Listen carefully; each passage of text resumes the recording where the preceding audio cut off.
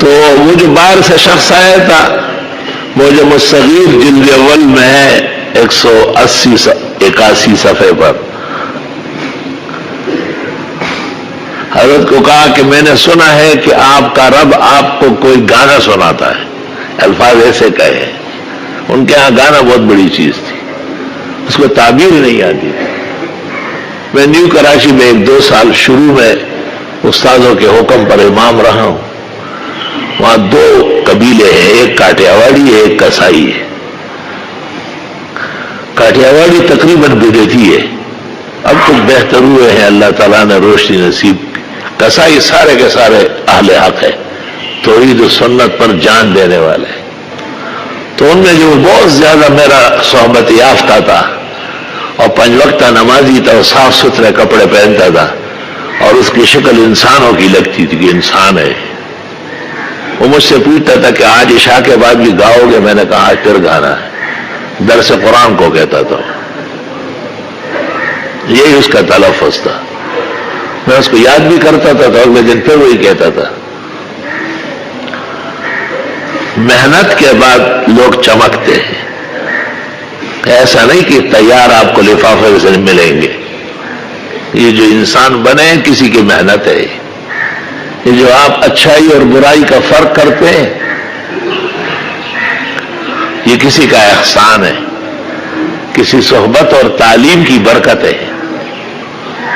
بخاری شریف میں ہے کہ حضرت مسور ایک صحابی ہے اور ان کے والد مخرمہ بھی صحابی ہے، باپ بیٹے دونوں صحابہ رسول ہیں۔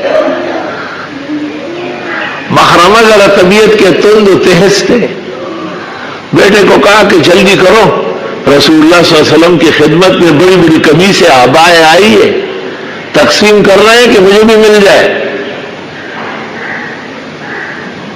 تو مسور اپنے والد مخرمہ کو لے آیا،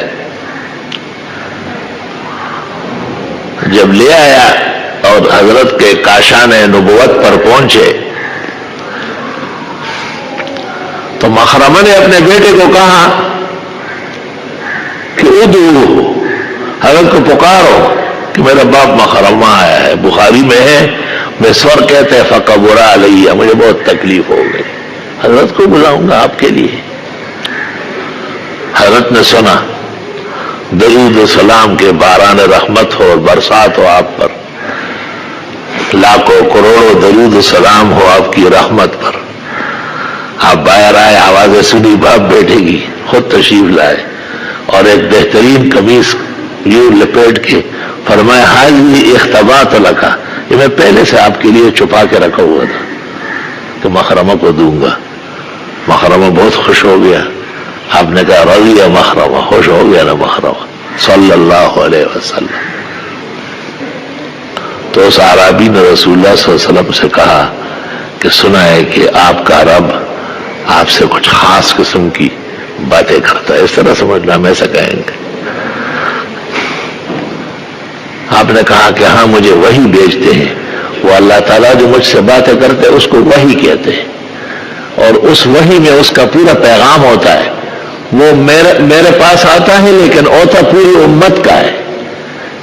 ایسے موقع پر تفسیر قرطبی میں ہے خطاب للنبی و تعلیم للامہ، حضرت کو خطاب ہے یا ایھا النبی یا ایھا الرسول یا ایھا المزمل یا ایھا المدثر، لیکن خطاب پوری تعلیم پوری امت کے لیے۔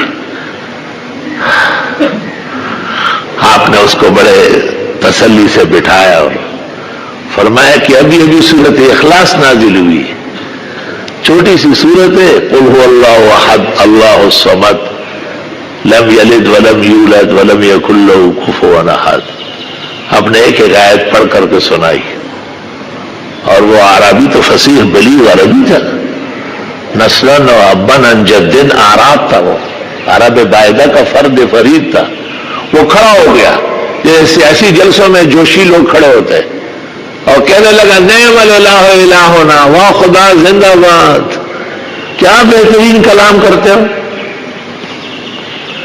اور اس صورت کے بارے میں کہا کہ یعطی الجزیل ویقبل الیسیر، اتنا تھوڑا سا قبول کر کے اتنا مقام دے رہا ہے جو اس صورت میں بیان ہوا ہے. آپ اور ہم بھی سورۃ اخلاص پڑھتے ہیں اور اللہ ہمیشہ پڑھنے کی توفیق دے. ہمارے بزرگوں نے جو قرآن مجید پڑھنا نہیں جانتے سورۃ یاد نے ان کو کہا فاتحہ کے ساتھ اخلاص پڑھو.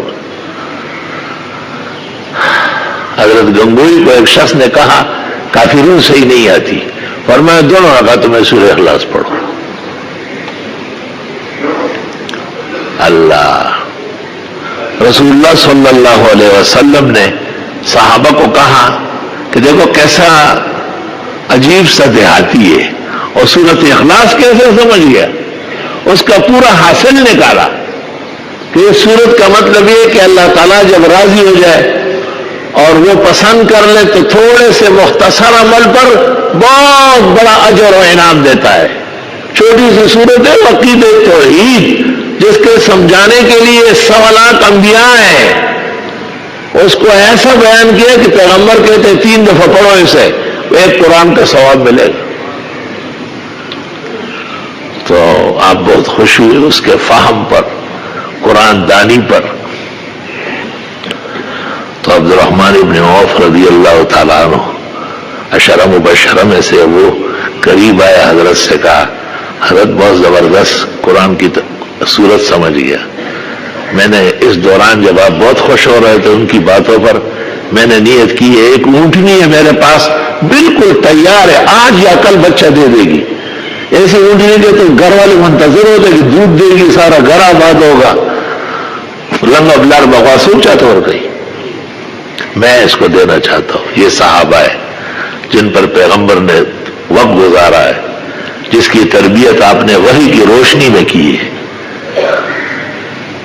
آپ نے کہا کہ آپ کے اس کہنے سے پہلے میرے پاس جبریل آیا اور جبریل نے کہا کہ یہ شخص قرآن شریف کی صورت کو صحیح سمجھ گیا ہے اور آپ بہت خوش ہیں، اللہ بھی اس سے بہت خوش ہے. اور عبد الرحمن ابن عوف اونٹنی دے رہا ہے اور اللہ تعالیٰ نے جنتوں میں فرشتوں کو حکم دیا ہے کہ عبد الرحمن ابن عوف کے لیے 87,000 جنتی اونٹنی سجاؤ، تیار کرو. 87,000. اور صحابہ سب سن رہے، سب دیکھ رہے ہیں. معمولی واقعہ ہے، نبی کی خدمت میں ایک دیہاتی آئے سورہ اخلاص سن کر کے کھڑا ہو گیا، نعم الالہ الہ ہونا، وہ شاہ خدا تو زندہ باد ہے.